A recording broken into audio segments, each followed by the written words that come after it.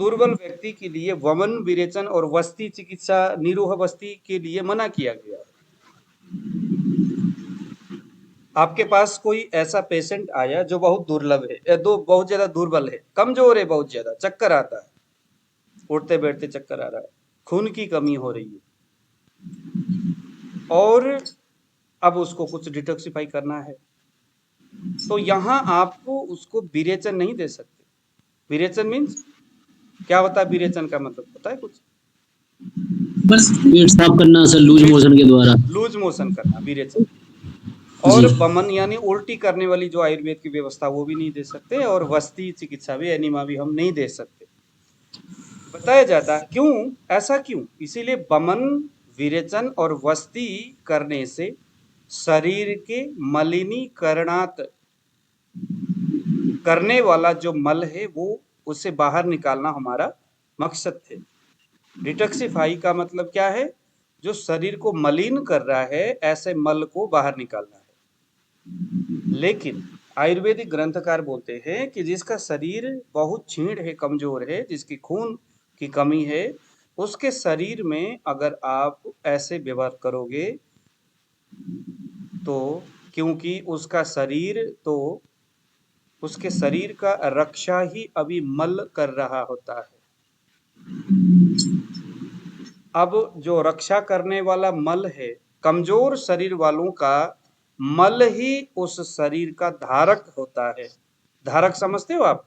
जो उस शरीर को धारण करने वाला, उस शरीर को बचाए रखता है, टिकाए रखता है।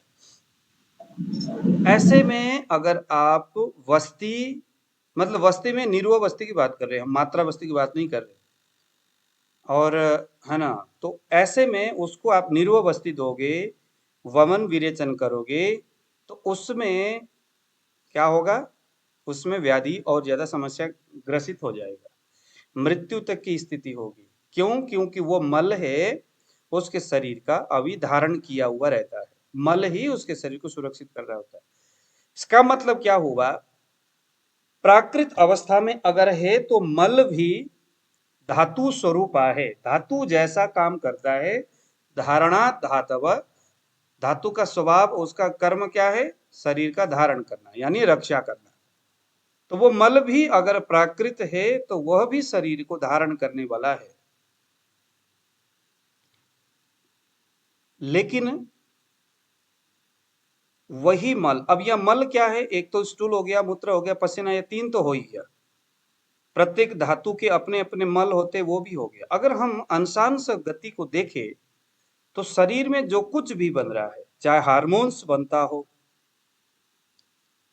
लाखों करोड़ों शरीर में हार्मोन्स बनते हैं, जो चीज उत्पन्न हो रहा है वह चीज कहीं जाके पाक क्रिया होगा, अग्नि के सन्मुख जाएगा, पाक क्रिया होगा, और उसके बाद कुछ एक नया नवीनीकरण कुछ चीज बनेगा, उसके माध्यम से बनने से वहां कुछ परमाणु डिस्ट्रॉयर होंगे, विनाश होगा। यानी प्रकृति बोलेगा कि भाई अब बस कर, तेरा जिस उद्देश्य के लिए हमने तेरे को बनाया था वो उद्देश्य पूर्ति हो गया, अब आप ठहरो, यानी अब आप शरीर से बाहर हो जाओ।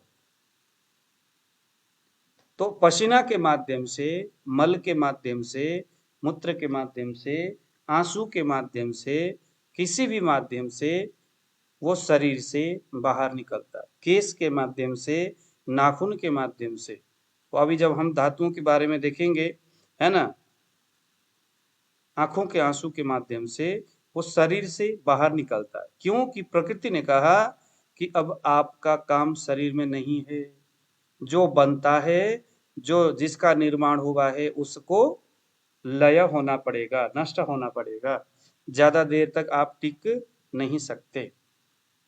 लेकिन लेकिन लेकिन लेकिन अभी जब तक वो प्राकृत अवस्था में शरीर से अगर वो स्वतः ही बाहर निकलता है तो वह भी धातु जैसा ही शरीर को धारण करने वाला एक रूप है। कुछ न कुछ दे के ही वो बाहर निकलता है शरीर, और खुद से वो निकलता है। लेकिन अगर किसी कारणवश शरीर में पहले से ही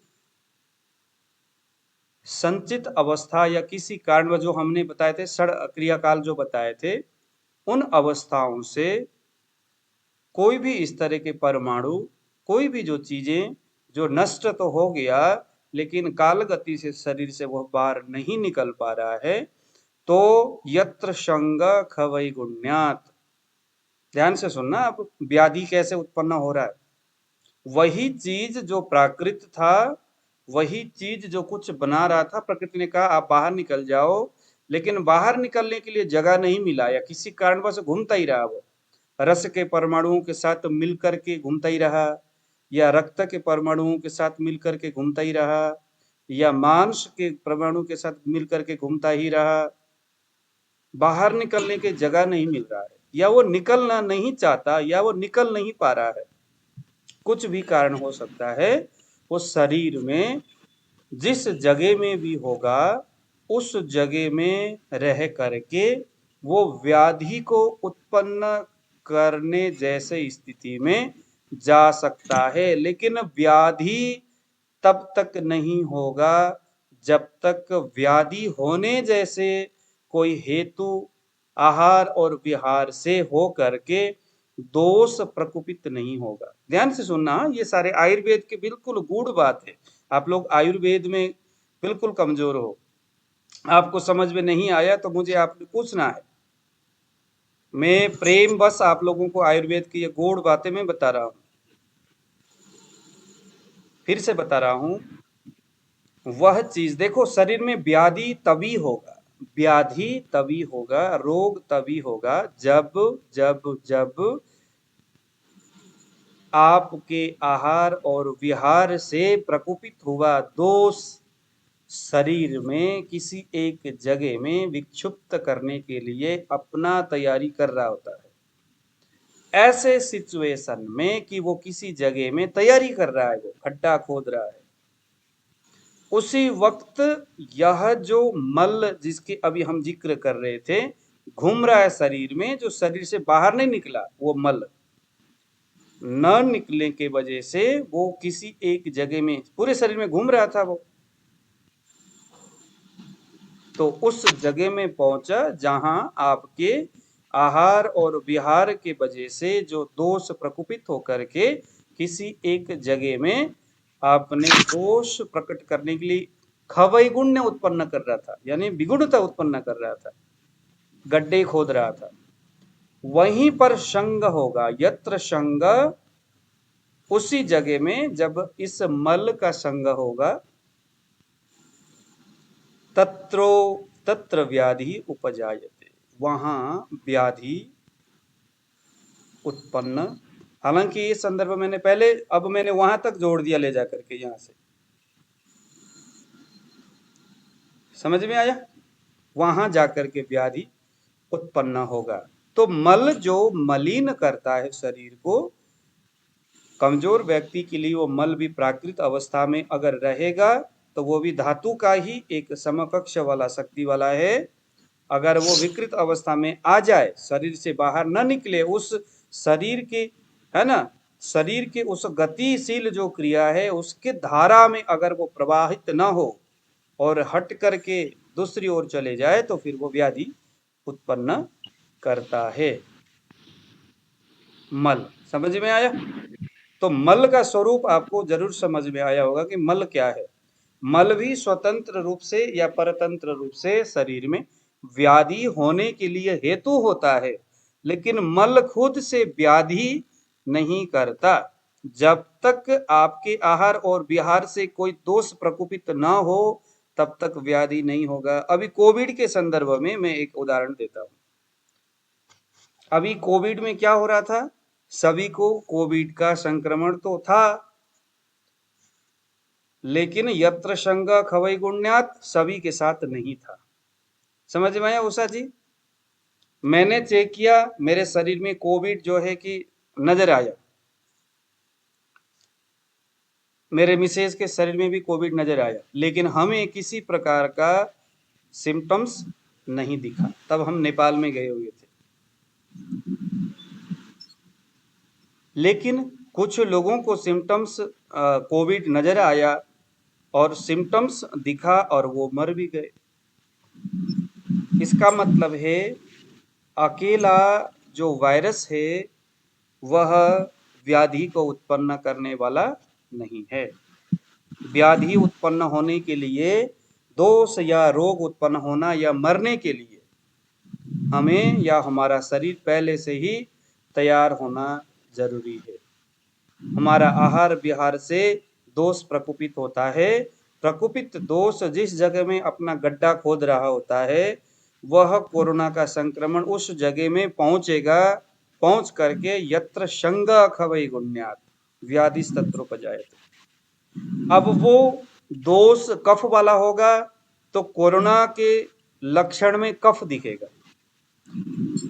वो गड्ढा खोदने वाला दोष वायु का होगा, वायु संबंधित आहार विहार से बढ़ा हुआ वायु होगा, तो कोविड का जो सिम्टम्स वात से संबंधित होगा, सूखी खांसी आएगी, शरीर एकदम लंग्स में एकदम सूखापन आएगा, ये सारे होगा। अगर कफ संबंधित आहार विहार पहले से आप कर रहे थे और शरीर में गड्ढा कफ खोद रहा था और कोरोना का जो है ये गया और उसके बाद व्याधि उत्पन्न हुआ, तो वहां पर जो सिम्टम्स दिखेगा वो कफ से संबंधित दिखेगा। बहुत ज्यादा बलगम आएगा, आलस्यता आएगा, शरीर में थकावट बहुत ज्यादा आएगी, है ना, लंग्स पूरी तरह से पानी से भर जाएगा, बलगम से भर जाएगा, ये सारे सिम्टम्स कफ के वजह से।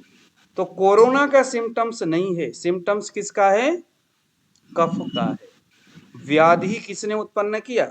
कफ ने किया।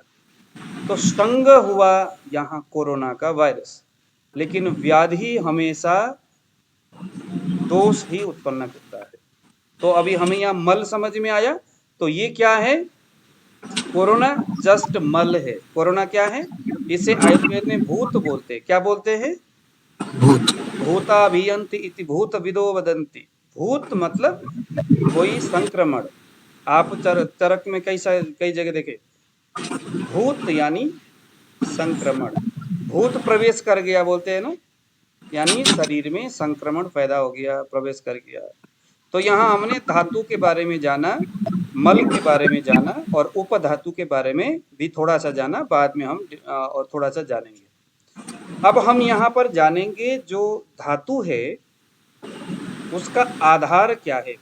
देखो, चिकित्सा जो है, हम जब नाड़ी देखेंगे तो नाड़ी में हम चूंकि पहले से ही पृथ्वी, जल, तेज, वायु, आकाश, ये महाभूतों को समझते हुए हम आए हैं। महाभूत से अलग तो है ही नहीं कुछ भी। ये जो सारा प्रकृति ही पंच महाभूतों से बना हुआ है। तो हमें पंच महाभूत के आधार से हमें आगे चलना है। तो लिखिए जरा, रस धातु जल महाभूत से बना हुआ है। अकेला जल महाभूत से रस धातु का निर्माण हुआ है। और जल महाभूत कफ प्राधान्य महाभूत है। तो जब भी कभी कफ का बात आएगा या इंडेक्स फिंगर में दिखेगा तो रस धातु की बात होगी, रस धातु की बात होगी। रक्त धातु अग्नि और जल महाभूत, ये दोनों महाभूत के मिलने से रक्त बना है। इसीलिए रक्त जो है वो पित्त के आश्रित धातु है। अग्नि और जल बोला। अग्नि और जल से रक्त का निर्माण हुआ है। अग्नि और जल।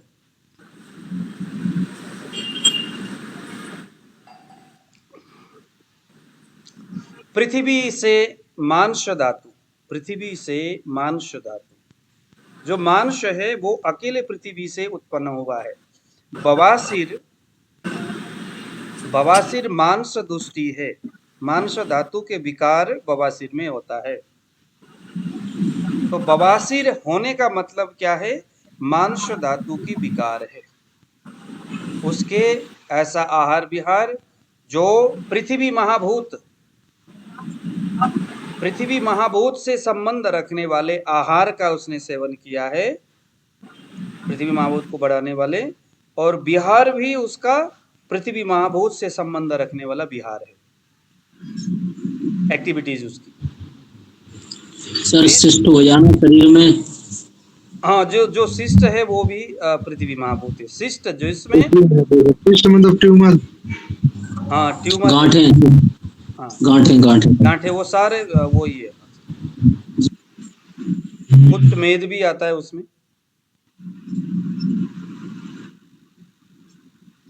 पृथ्वी और जल महाभूत से मेद बना है। देखिए जरा समीकरण धातु के लेवल में कैसे हो रहा है। वायु और पृथ्वी से अस्थि धातु,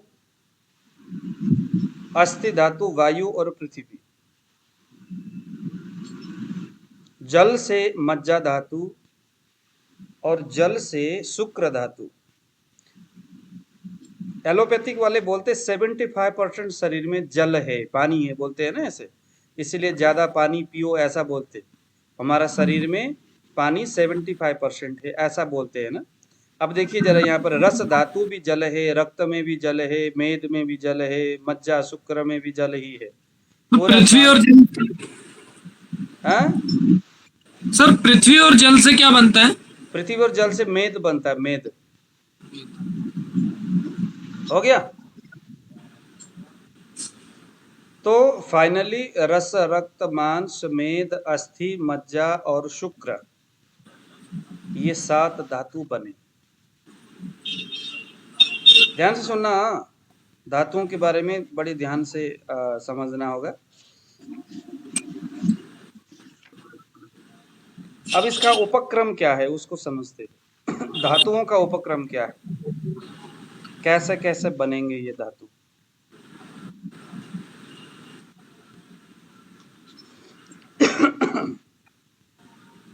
सबसे पहले आपने क्या खाया। हमारे बहन जी कहाँ गई, श्वेता, श्वेता जी किधर गई। श्वेता जी को क्या पसंद खाने को, रसगुल्ला था शायद। श्वेता जी ने एक रसगुल्ला खाया, रसगुल्ला खाया।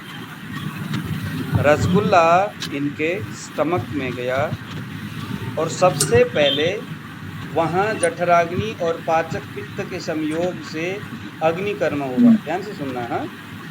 श्वेता जी के पेट में स्टमक में अग्निकर्म हुआ, पाचक पित्त के सामने सबसे पहले गया और उसके बाद प्रथम मधुर पाक उत्पन्न हुआ।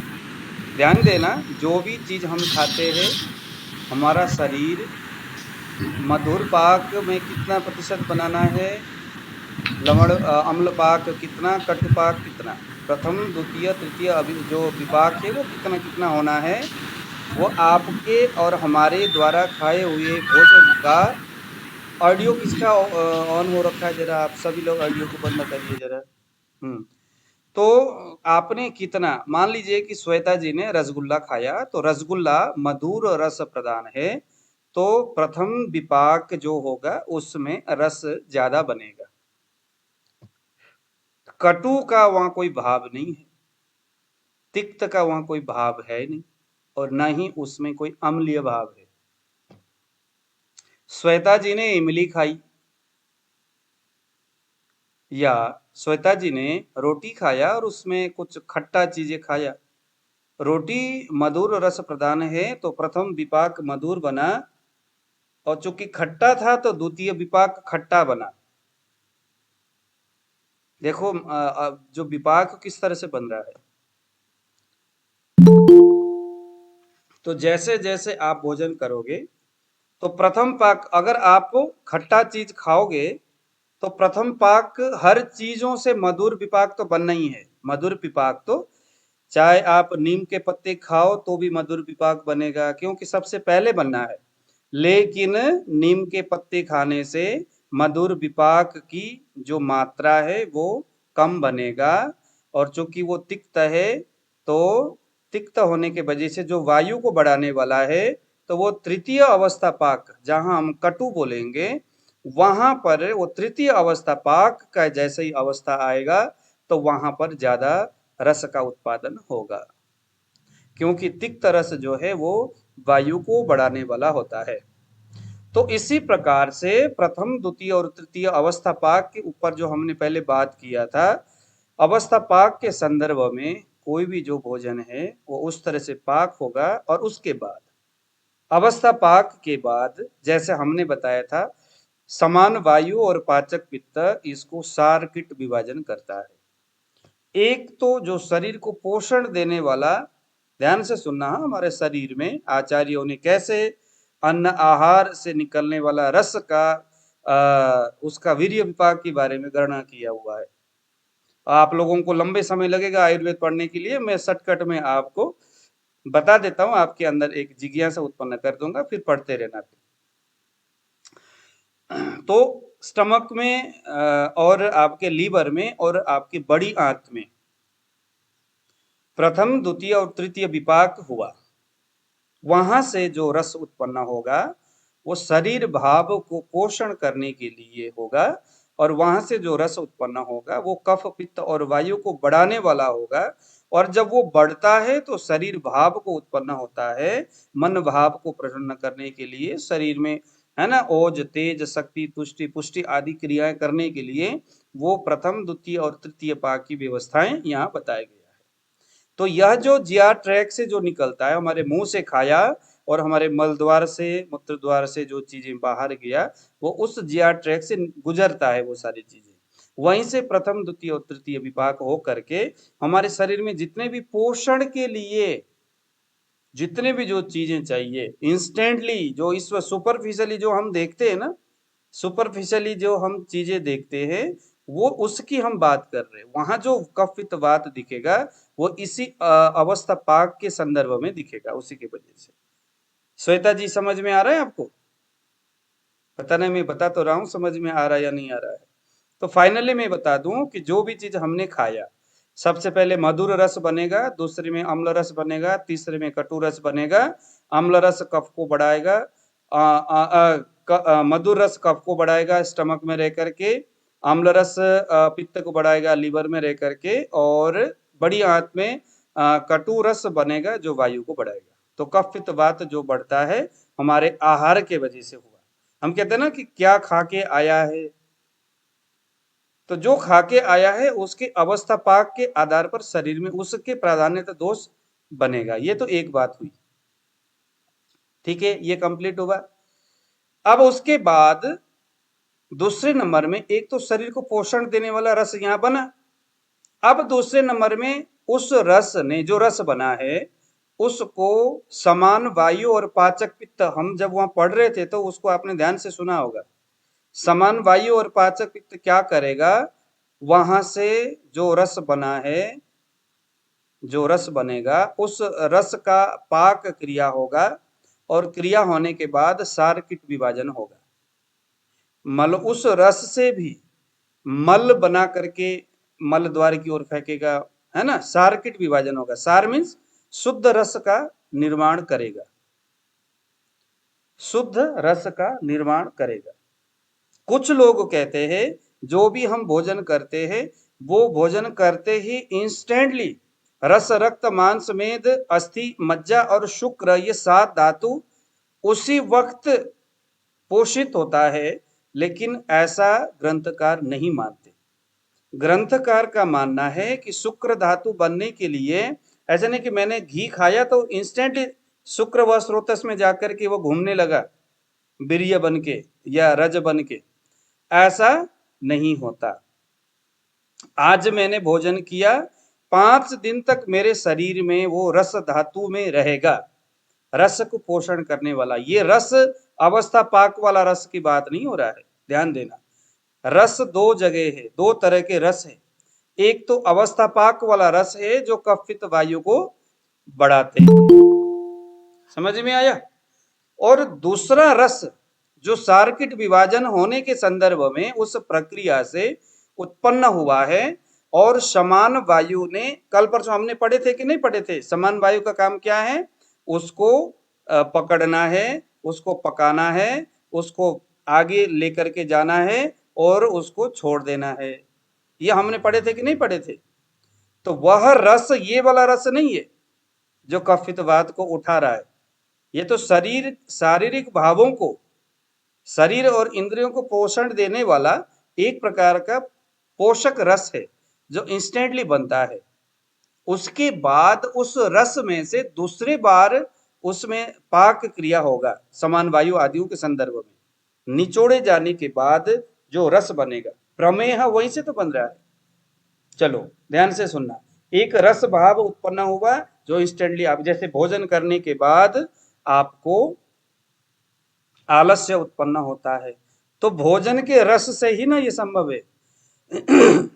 तो वो रस अलग है, शरीर और मनोभाव को बल देने वाला वो रस है एक तो, लेकिन दूसरा रस जो धातु और महाभूत को बल देता है, उसको पोषण देता है, वो अभी हम उसकी बात कर रहे हैं, ठीक है, वो अलग है, वो भी हालांकि उसी का ही वही रस है, लेकिन वो अब क्या होगा, उस रस में जो स्ट्रांग होगा, जो पोषण देने वाला होगा, जैसे बर्गर खाओगे तो उसमें कफित वात को बढ़ाने वाले रस तो है, लेकिन धातु को पोषण देने वाला कोई रस नहीं होता, इसलिए बर्गर खाने वाले आदमी कमजोर होंगे, दोषों से ग्रसित होंगे, धातु क्षय की स्थिति होगी। समझ में आया?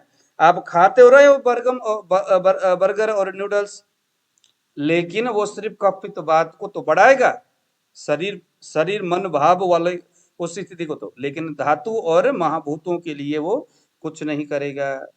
समझ में आया? तो उसके लिए जो पोषण युक्त, जो स्ट्रांगली जो रस है, उस रस का पाक क्रिया होगा, कौन करेगा? पाचक पित्त समान वायु। जाठराग्नि किसका पाक करेगा? जाठराग्नि जो अभी आपने रोटी खाया है, उस रोटी के मोटे मोटे स्टमक में रह करके पाक करेगा। पाचक पित्त किसका पाक करेगा?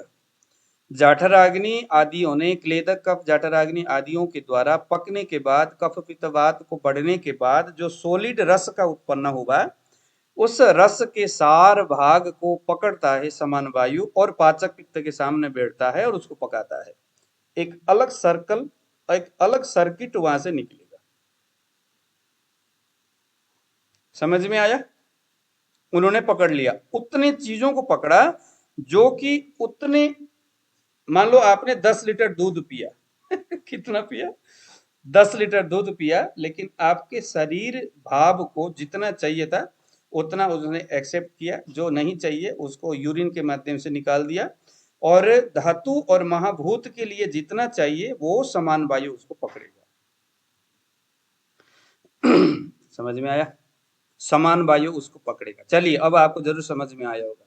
अब समान वायु और पाचक पित्त, इन दोनों के साधर्म से यहाँ पर पाक क्रिया होगा, सार्किट विभाजन होगा।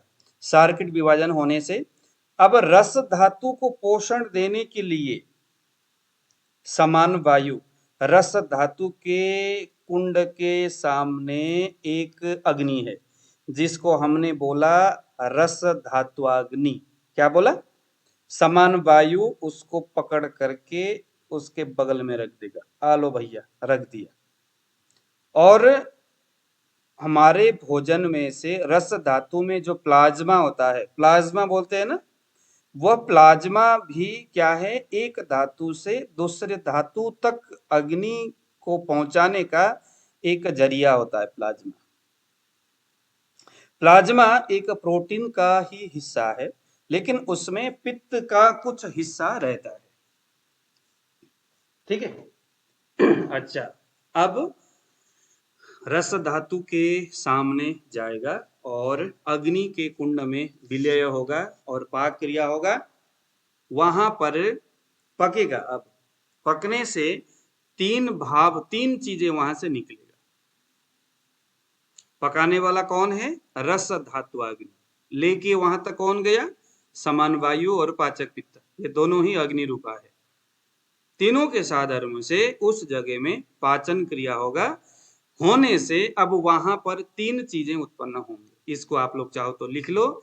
सबसे पहले उसमें से रस निकलेगा, रस धातु बनेगा, शुद्ध रस बनेगा, जो धातुओं को पोषण करने वाली होगी।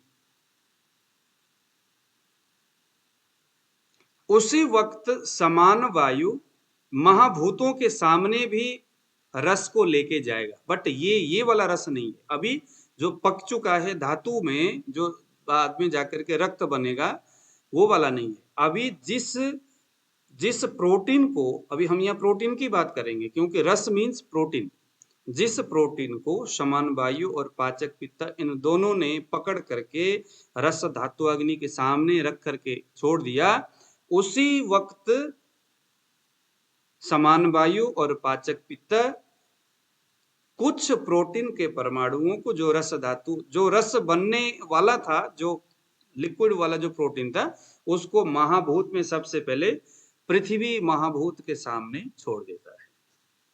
क्योंकि जब निर्माण हुआ था तो सबसे पहले महाभूत कौन सा बना था?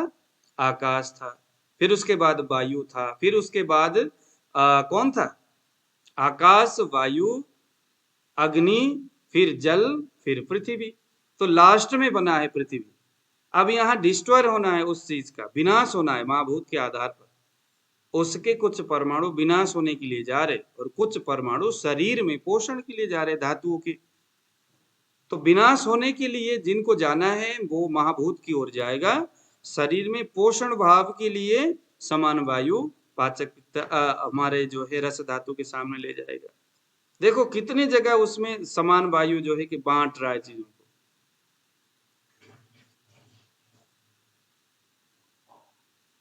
ठीक है, पृथ्वी महाभूत का वहां अग्नि क्रिया होगा, पृथ्वी के परमाणु टूटेंगे, वो एक अलग पार्ट रहेगा, और वहां से जल, आकाश, वायु और अग्नि के परमाणु वहां से बिखरेंगे, पृथ्वी टूट जाएगा।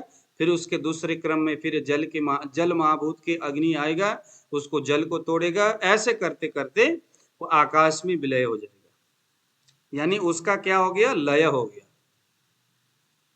समझ में आया?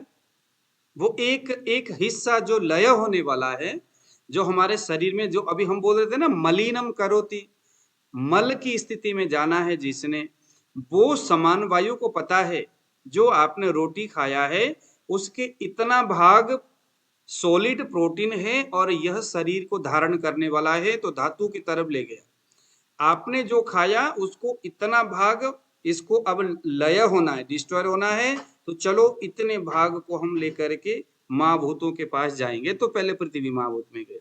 समझ में आया?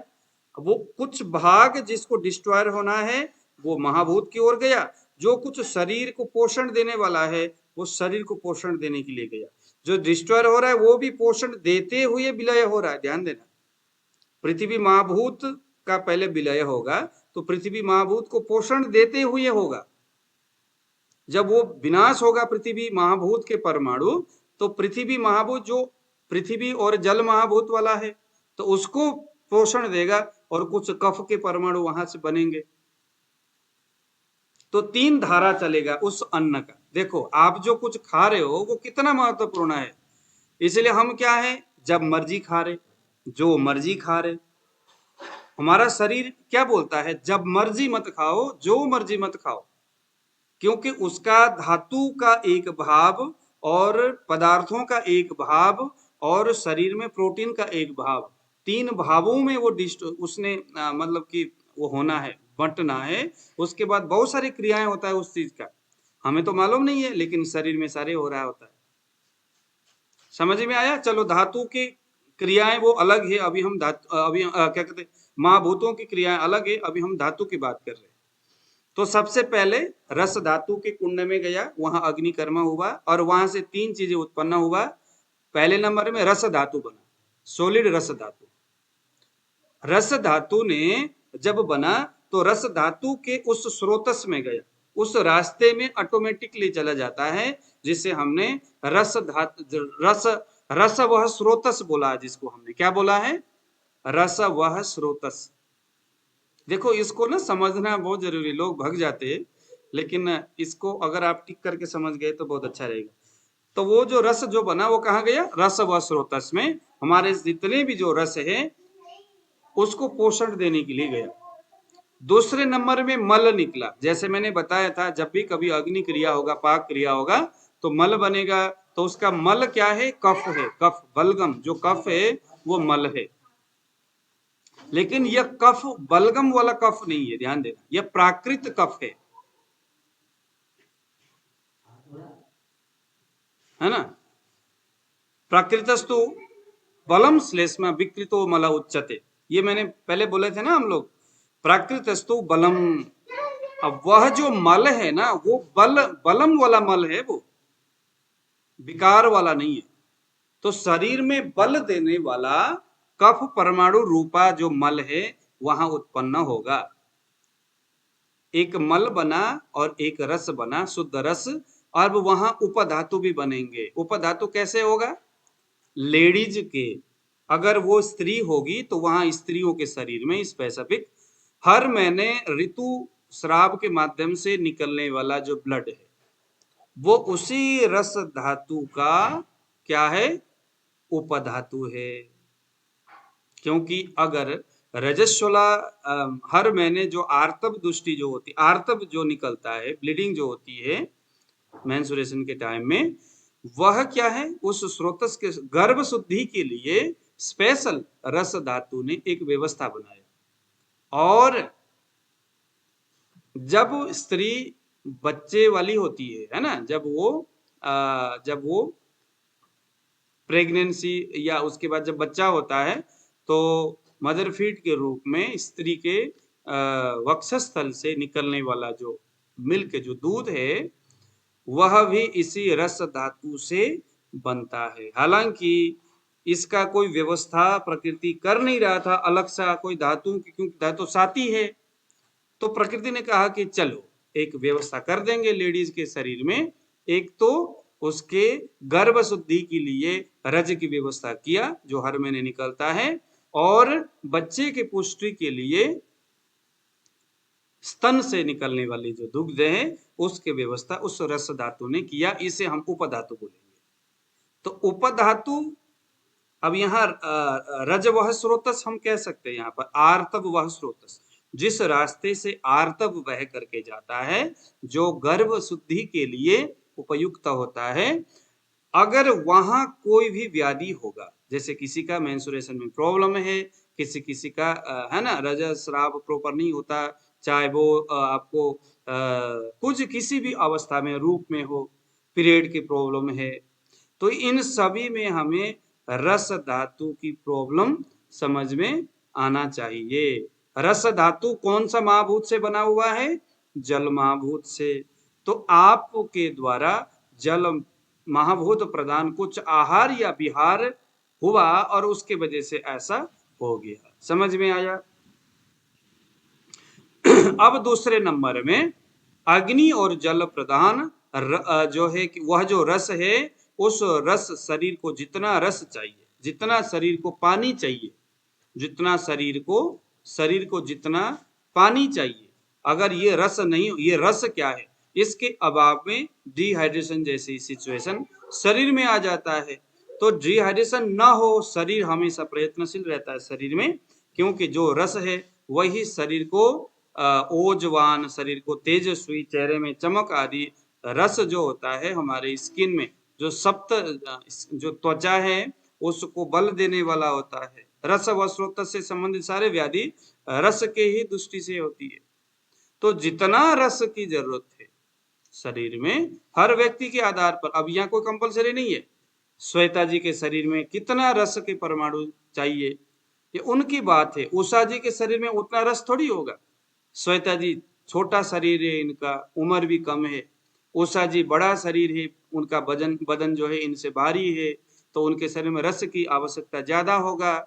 तो ऑटोमेटिकली शरीर उस व्यक्ति के शरीर में कितना रस चाहिए उसको भांप लेता है, उतना रस को स्टोर करके बाकी का जो रस है उसको दूसरे धातु की पुष्टि करने के लिए समान वायु को आज्ञा देता है। समझ में आया? देखो मैं कितना संस्कृत शब्द बोल रहा हूँ। समान वायु को बोलता है कि भैया ये बचा हुआ बाकी आप आगे ले जाओ। तो समान वायु और पाचक पित्त तुरंत रस के उस प्लाज्मा को बोलता है कि भाई चलो, प्लाज्मा रूपी घोड़े में बैठ के उस रस रूपी गठरी को उठा करके आगे निकल जाता है। कहाँ? रक्त धातु की उस कुंड में। जब रक्त धातु के सामने जाएगा तो वहां भी एक आग है जो प्रकृति ने उस ब्लड का शुद्ध निर्माण करने के लिए स्पेसिफिक एक अग्नि की व्यवस्था किया है। वहां जाएगा और वहां पर भी वही पाक क्रिया होगा। पाक क्रिया होने से वहां से मल निकलेगा, उस मल को हम पित्त बोलेंगे। अब ये पित्त दोष वाला नहीं है, ये प्राकृत पित्त है जो कि शरीर में ऊष्मा को उत्पन्न करता है, बल वर्ण को उत्पन्न करता है। इसके उपधातु है लिम्फ। लिम्फ, लिम्फ का शुद्ध शाब्दिक अर्थ होता है, आपको मैं बताऊं, लिम्फ का मतलब अगर मैं कहूं, लसिका। नहीं लसिका नहीं, लिम्फ अलग चीज है। लिम्फ का कंडरा बोलते हैं इसको, संस्कृत में तो कंडरा बोलते हैं। कंडरा को हम यहाँ लिम्फ बोल सकते हैं। और कंडरा को हम क्या कह सकते हैं, जैसे हम कह सकते हैं या इंसुलिन जैसे होता है ना, इंसुलिन, क्योंकि रक्त जो है वो अग्नि का एक स्थान है। अग्नि और पृथ्वी, अग्नि और जल महाभूत से बना हुआ। तो कंडरा जो है एक तरह का ऐसा लिक्विड फॉर्म है जो कि पित्त के कार्य को करने वाला है। जैसे हम इंसुलिन कह सकते हैं कंडरा को।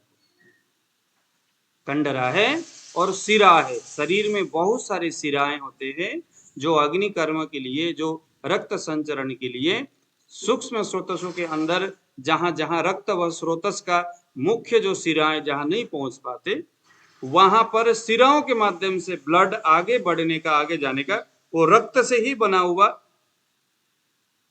सिरा होता है। सिराओं का निर्माण किसने किया? रक्त ने किया। उसके बाद फिर वही क्रम होगा, जितना शरीर में ब्लड की आवश्यकता होगा उतना ब्लड शरीर रखेगा। बाकी का जो रक्त है उसी समान वायु को बोलता है। देखो समान वायु हर जगह जाएगा। फिर रक्त का जो, रक्त में जो जल महाभूत है, रक्त का जो सार है, जिसे हम रक्त का ओज बोलते, क्या बोलते? ओज बोलते ना, ओज। जी जी सर, जी सर। सभी धातु में ओज होता है। सर ये हीमोग्लोबिन है क्या, जो वो जो आप बता रहे हैं रक्त धातु में? हीमोग्लोबिन तो खैर अलग चीज है ना। हीमोग्लोबिन भी रक्त में, जैसे हम कहेंगे, वो भी रक्त का ही एक हिस्सा है हीमोग्लोबिन। ऑक्सीजन, क्योंकि सर हीमोग्लोबिन क्या है? एक तरह का ऑक्सीजन की स्थिति है। उसको स्टडी किए थे ना, तो ये पता चला इधर उधर से कि 100 डेज ना वो रहता है, नहीं कि वो स्प्लीन में, उसके बाद वो लीवर में पचने जाता है रक्त, और जो ऊपर से निकलता है उसको ओज बोलते हैं, हीमोग्लोबिन। हाँ, रक्त का ओज हीमोग्लोबिन, हाँ ये भी है। रक्त का ऑक्सीजन, उसको पोषण देने वाला, हाँ ये हीमोग्लोबिन भी हम कह सकते हैं उसमें। रक्त का ओज हीमोग्लोबिन, हाँ ये ठीक है, अच्छी बात है, आपने बताया। तो रक्त में से ऑक्सीजन, जो हीमोग्लोबिन जो निकलेगा, वो अगले धातु निर्माण के लिए कार्यरत रहेगा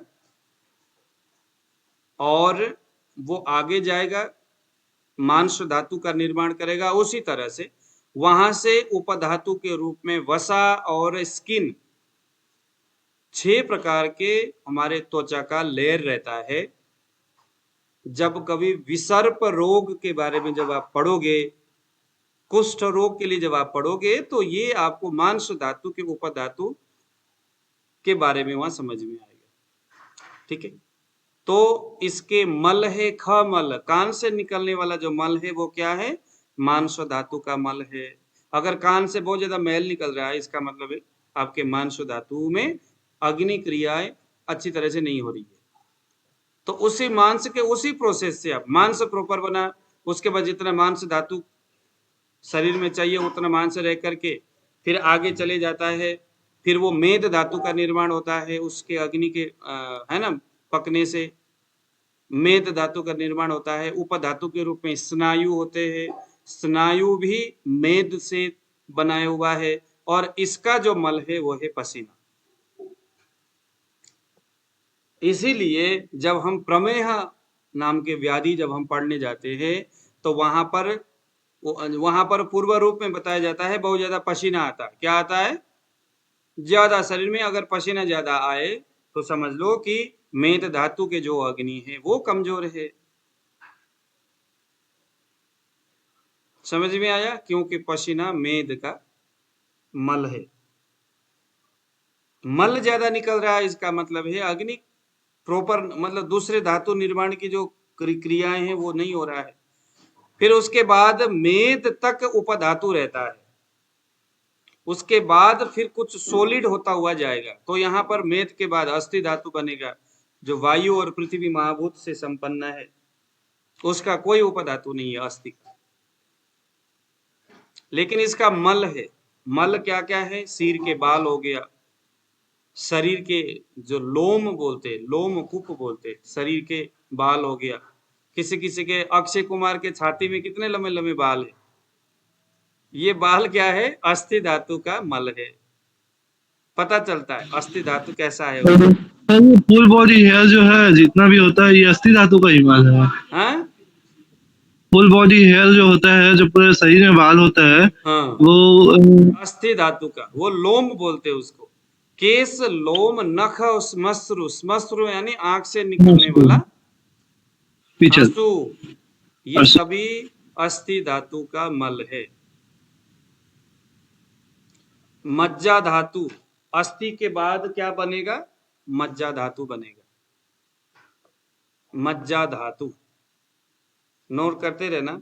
अस्थि धातु जितना शरीर में हड्डियों की जरूरत है, उससे जब ज्यादा अगर होगा, वो अस्थि के परमाणु होंगे, तो फिर मज्जा धातु बनने के लिए आगे वो चला जाएगा। ठीक है? सर ये ऐसा क्या समझना चाहिए, अगर पूरा यानी कि एक उम्र में, कम उम्र में ये बॉडी में बहुत ज्यादा बाल रहता है पूरे शरीर में, इसका मतलब अपने को क्या समझना चाहिए सर? अपने को वही समझना चाहिए कि अस्थि धातु, क्योंकि जहां बाल है तो अस्थि धातु का ही बात है।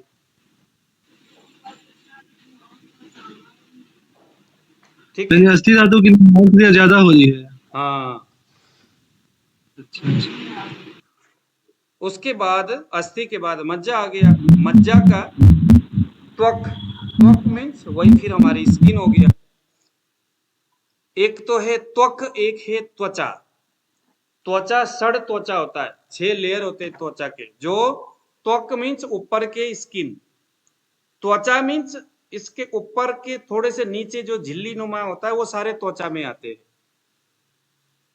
स्नेह, शरीर से निकलने वाला, जैसे कि लेडीज के, किसी जेंट्स के फेस में चिकना चिकना सा होता है ना, कहते हैं ना कि भाई हाँ आपका ऑयली फेस है, ऑयली है। उषा जी का कौन कैसा फेस है? आपका ऑयली लग नहीं रहा है, आपका तो ड्राई है। हमारी श्वेता बहन जी का ऑयली लग रहा है मुझे। Dry sir. उषा जी का ड्राई है, श्वेता जी का? सर मेरा भी ड्राई है, ऑयली लाइट है, बहुत ज्यादा ऑयली नहीं, हल्का है। तो ऑयली जो है वो क्या है? मज्जा धातु का मल है। अगर आपके फेस में से ऑयली, मतलब एकदम पसीना चिकना चिकना सा निकलता है, तो चिकनाहट क्या है? ये मज्जा धातु का मल है। स्नेहा बोलते हैं जिसको हम, स्नेहा। और उसके बाद आ गया शुक्र। तो और यहाँ पर आपको लिख लीजिएगा, रस धातु जो जल महाभूत से बना है। अब कुछ चीजें जो जिसे आपको लिखना है, कल हम फिर इसको धातु को कहाँ देखना है कल हम सोचेंगे, है ना, कैसे देखना। अभी आप लोग लिख लीजिए। मान लीजिए आपने चलो नहीं ऐसा करते, पहले हम इन धातुओं को चेक करते, नाड़ी में देखते, है ना, ऐसे करना होगा मुझे लगता है। सर शुक्र धातु का कोई मल नहीं है क्या? हाँ, शुक्र धातु का कोई मल नहीं है क्या सर? शुक्र धातु के संदर्भ में ऐसा बताया जाता है कि शुक्र धातु का कोई मल नहीं होता। कुछ लोगों का मानना है, कुछ लोगों का मानना है कि फेस में जो डार्कनेस होना, ब्लैकनेस होना, पिंपल्स होना, ये शुक्र धातु का मल बोलते हैं। लेकिन बहुत सारे बहुधा आचार्यों का मानना है कि शुक्र एक सॉलिड प्रोडक्ट है। क्या है? एक सॉलिड प्रोडक्ट है। जैसे जिस प्रकार से जो भगवान है, शुक्र को रेत बोला जाता है संस्कृत में ना, रेत बोला जाता है। तो रेत जो है वो सॉलिड प्रोडक्ट है। तो सॉलिड प्रोडक्ट जो होता है, जिस प्रकार से सोने को जितना मर्जी आग में तपाओ और उसको कूटो, वहां से निकलने वाली जो पपड़ी होता है ना, कूटने के बाद जो पपड़ी है वो भी गोल्ड ही है कि नहीं है? तो जिस प्रकार से एक सॉलिड प्रोडक्ट है, जैसे शुक्र धातु है, जिस प्रकार से सोना को जितना मर्जी आग में तपा करके उसका जो जंक को बाहर निकालने का प्रयास करो, उस जंक को भी हम नहीं फेंक सकते, वह भी गोल्ड ही है। ऐसे ही शुक्र धातु जितना मर्जी इसमें अग्नि क्रिया होगा, उसका मल जो निकलेगा वो भी शुक्र ही है। उससे हमने ओज बोला है। क्या बोला है? अब जो ओज बोला है, सभी धातु निकलता है भाई, ओज तो सभी में। इसमें मेरा राय ना, एक चेतना शक्ति है और उच्चतम चेतना शक्ति है शुक्र। अगर शुक्र है सही है। जी जी ठीक है। Okay sir. तो कुछ लोगों का मानना पिंपल्स डार्क, जैसे लेडीज में वो ब्लैकनेस वगैरह होता है ना, डार्कनेस ब्लैकनेस टाइप का लेडीज में, तो हालांकि वो आर्तव दृष्टि के वजह से होता है। इसमें बड़ा विवाद है, हमें उस विवाद में नहीं जाना है। तो ब्लैकनेस डार्कनेस जो लेडीज की आंखों के नीचे ब्लैकनेस वगैरह होता है, पुरुष की भी आंखों के नीचे, कुछ लोग बोलते हैं ये शुक्र धातु की विकृति है, आर्तव की विकृति है।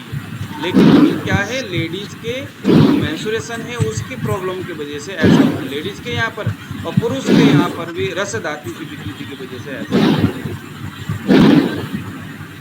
तो चलिए अब हम क्या करेंगे, परीक्षण करेंगे इसको। कैसे हम, आप लोग कृपया ऑडियो को बंद करिए और सबसे पहले हम इसको देखने का प्रयास करेंगे, इसको हम कैसे यहाँ पर देखते हैं। पहले मैं आपको ना यहाँ पर, पहले आप लोगों ने इसको नोट करना है। पहले 9-7 हो गया आज। चलो मैं पहले इसको करता हूँ, कल हम इसके फिर आगे धातु की करेंगे। अभी आप लोग इसको नोट कर लीजिए।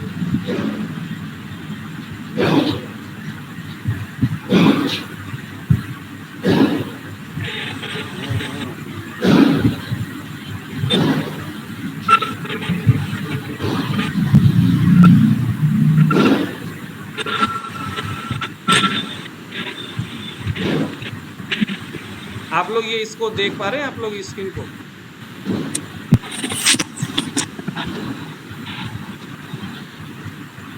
हाँ जी, आप लोग देख रहे हो?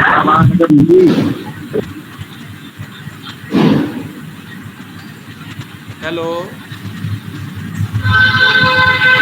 देख पा रहे? आप लोग वीडियो को बंद करिए ना, अभी तो मेरे बात। जी जी।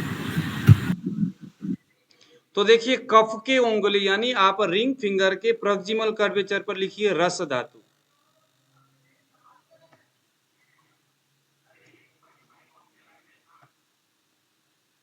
प्रॉक्सिमल पे, डिस्टल पे लिखिए रक्त धातु।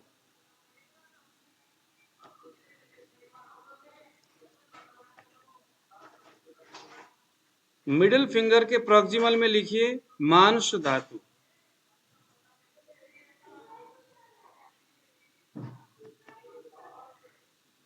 और मिडिल फिंगर के डिस्टल में लिखिए मेद धातु, मेद।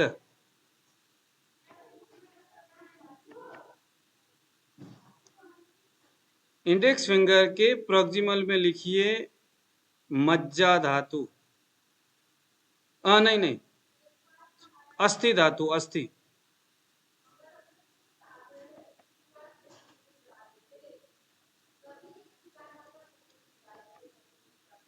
और सबसे इंडेक्स फिंगर के डिजिटल कर्वेचर में लिखिए मज्जा धातु। लिख लिएगा? आप लोगों ने लिखा? सर रिपीट कर दीजिए। फिर बता रहा हूँ। देखो, आपके इंडेक्स फिंगर है, इंडेक्स फिंगर के डिजिटल इस कोने में लिखना है रस धातु, इसी के दूसरे कोने में लिखना है रक्त धातु। रस रक्त, यहाँ लिखना है मांस, यहाँ लिखना है मेद, यहाँ लिखना है अस्थि, यहाँ लिखना है मज्जा। तो फाइनली डायरेक्टली हो गया ना, रस रक्त मांस मेद अस्थि मज्जा, उसी क्रम से ही बन रहा है।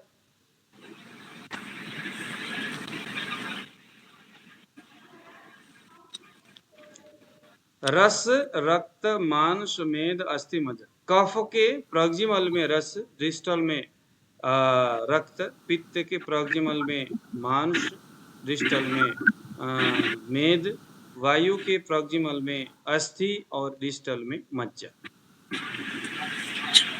हो गया?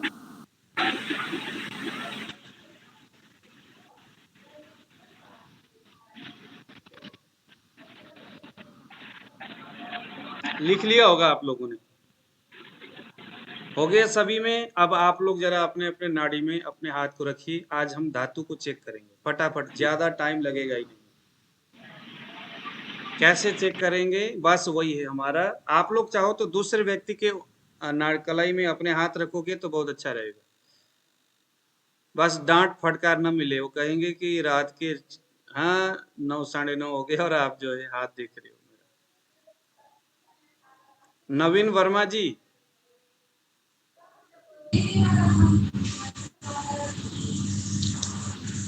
जी सर। आपके आसपास में कोई दूसरे होंगे तो उनके नाड़ी से अभी फिलहाल तो बाहर चले गए हैं सर। ठीक है। तो आप देखिए जरा क्या करना है आपके।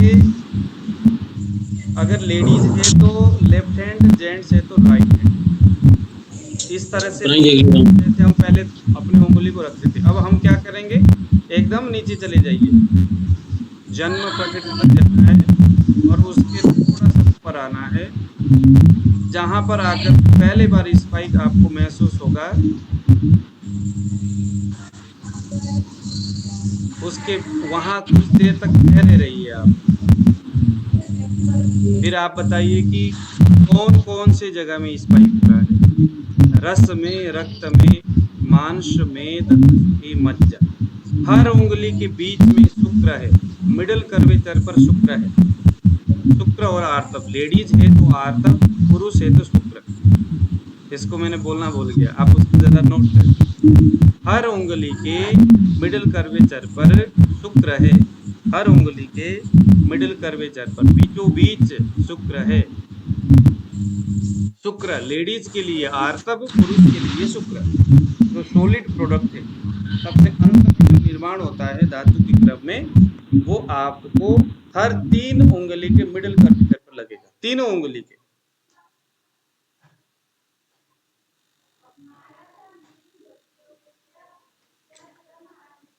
एकदम नीचे जाना है जन्म प्रकृति तक। अब मुझे बताने की तो जरूरत ही नहीं है जन्म प्रकृति कहाँ जाना है। जहां हमने जन्म प्रकृति देखा था उसके थोड़ा सा ऊपर, जहां हमने जन्म प्रकृति देखा था उसके थोड़ा सा, थोड़ा कितना, एक हमारे बाल को आप ले लो और इसके साइज देखो कितना बड़ा है बाल के साइज, उतना ऊपर, लगभग उसी जगह में।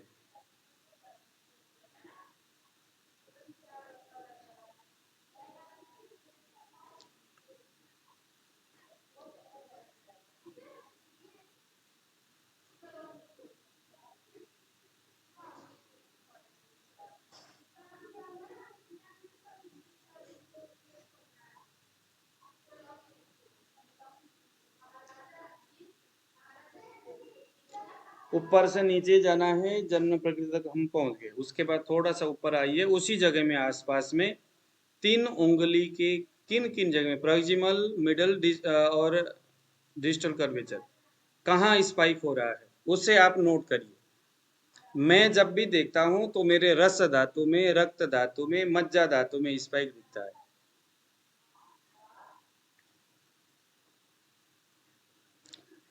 हमें यहाँ दूसरे भी चीजें देखना है। जो स्पाइक दिख रहा है उसके क्वालिटी भी देखना है। वह स्पाइक का क्वालिटी पित्त वाला है, वायु वाला है या कफ वाला है। पित्त का स्पाइक कैसा होता है? तेजी से ऊपर की ओर उछलता है। वायु का जल्दी जल्दी चलता है, आगे की ओर करके निकलता है। कफ का धीमा धीमा नीचे की ओर दबाव देता हुआ चलता है। सबसे पहले मुझे बताइए, श्वेता जी बताइए।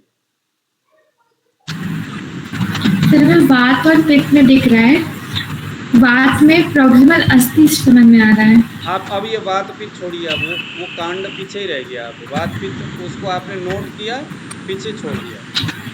अब हम यहाँ देखेंगे जस्ट धातु। पीछे जो हमने देखा उसको जस्ट नोट किया, उसको इग्नोर किया। अब यहाँ आप उसी भाषा में बोलिए। अब आपको रस धातु दिख रहा है, रक्त धातु दिख रहा है, अस्थि मज्जा, क्या क्या दिख रहा है बताइए। सर जैसे रिंग में सर हमें अस्थि और एक सेकंड धीरज जी, एक हाँ। जी सर हमें अस्थि और मेद दिख रहा है।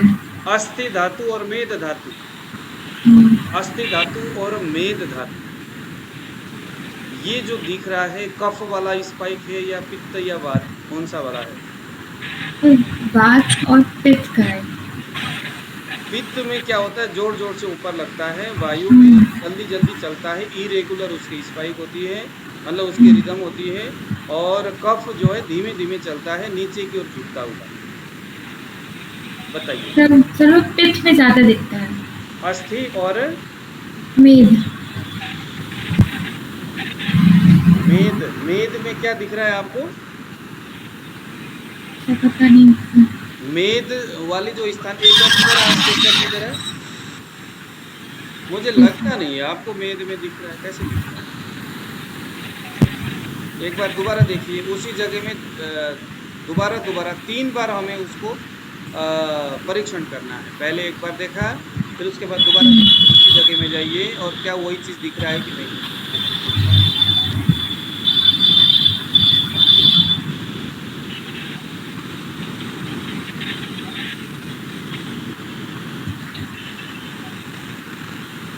अगर मेद में पित्त दिखेगा तो शरीर में फोड़े फुंसी होंगे। बनता है पेट में। हाँ सर पिंपल्स अभी में हुए भी हैं। अच्छा, बहुत ज़्यादा बनता है या थोड़े बहुत? सर अक्सर बन जाते हैं। अक्सर बनता है। शरीर में भी कहीं फोड़े फुंसी है? नहीं सर हमें फेस पे ही होते हैं। अच्छा। और दूसरा, आपको यूरिन त्याग पेशाब करते वक्त जलन वगैरह होती है कभी? सर अभी नहीं हो रही, पर हमें यूटीआई की प्रॉब्लम हो जाती है। अच्छा ठीक, हाँ ठीक है, आपने बिल्कुल सही पकड़ा है। आपने बिल्कुल सही पकड़ा। दूसरा क्या है? दूसरा कौन सा? मेद और दूसरा अस्थि। अस्थि धातु। अस्थि धातु अस्थि में कौन क्या दिख रहा है आपको? सर अस्थि तो वायु है। अस्थि में वायु है, तो आपके क्रैकनेस वगैरह होता है, उठते बैठते कड़कड़ आवाज आता है? क्रैकनी जॉइंट्स में? हाँ नहीं सर। नहीं होती है। आपको सिर के बाल बार बार गिरना, झड़ जाना? नहीं सर। नहीं होता। नाखून में दरारें आना? नहीं सर ऐसा कुछ नहीं। तो अस्थि धातु को एक बार दोबारा आप देखो जरा। जी सर। शरीर में देखो, अस्थि धातु में वायु दिखने का मतलब ये होता है कि जो जॉइंट है वहाँ पर क्रैकनेस वगैरह होना चाहिए, कट कट करके आवाज आना चाहिए। इसका मतलब ये जो है ना, आपको मेद वाला स्पाइक है ये, मेद वाला स्पाइक है ये। अस्थि की तरफ वो छाल मार रहा है, वो मेद से अस्थि की ओर जा रहा है, दूसरे उंगली।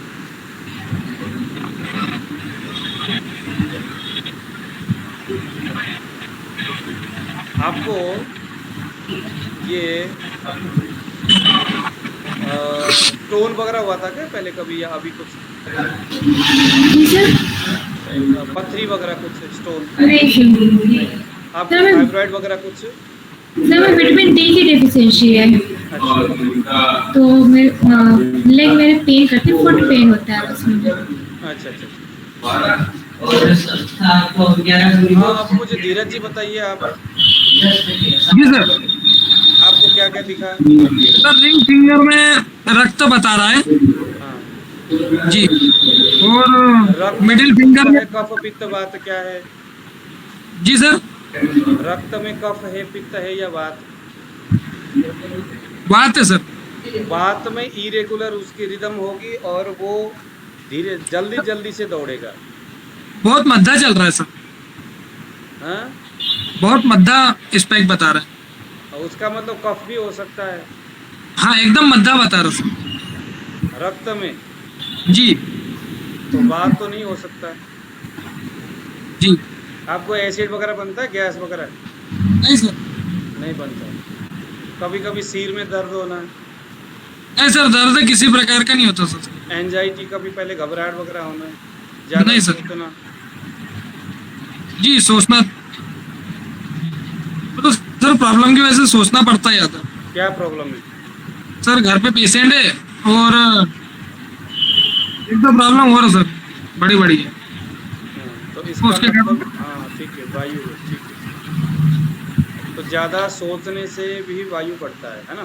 सर मिडिल फिंगर में 2 चीजें बता सकता है क्या, जैसे मेद और मांस दोनों बता दे? हाँ हाँ, क्यों नहीं हो सकता। आपका शरीर पहले से आप कमजोर हो रहे हो क्या आप? नहीं सर ऐसे ही हो शुरू से। अच्छा, उसको आप और ज़्यादा बढ़िया सा परीक्षण कल सुबह करना। अभी तो जस्ट मैंने आपको सर एक चीज कर दे रहा हूँ, ये जस्ट ये बताने के लिए कि वहाँ पर भी दिखता है, लेकिन प्रॉपर डायग्नोस कल सुबह करना है। श्वेता जी ने भी, अभी नवीन जी आप बताइए जरा। सर मुझे मेद धातु में वात दिख रहा, वात। मेद धातु में वात दिख रहा है। जी मेद धातु में वायु दिखने का मतलब जो है क्या हो सकता है? वायु का मतलब हो गया शरीर में एक प्रकार का पोषण होना। मेद धातु में वायु का मतलब है पोषण होना। मेद सूख जाना, यही सिम्टम है। हाँ जी, मेद सूख जाना यही सिम्टम है सर। हाँ। उसका क्या क्या सिम्टम्स आपको दिख रहा है? सिम्टम यही है कि शरीर इस समय हल्का है, इस समय काफी। अच्छा, शरीर में से पसीना आता है कि नहीं, कितना आता है? शरीर में पसीना सर पहले आता था खाना खाते समय पे, अब थोड़ा सा कम है। सर सॉरी सर, कोई आ गया। ठीक है जी, ठीक है। नमस्ते सर। अच्छा हाँ, आप लोग अभी इसको मैंने आपको बताया तो इसको आप लोग प्रैक्टिस करना और कल हम लोग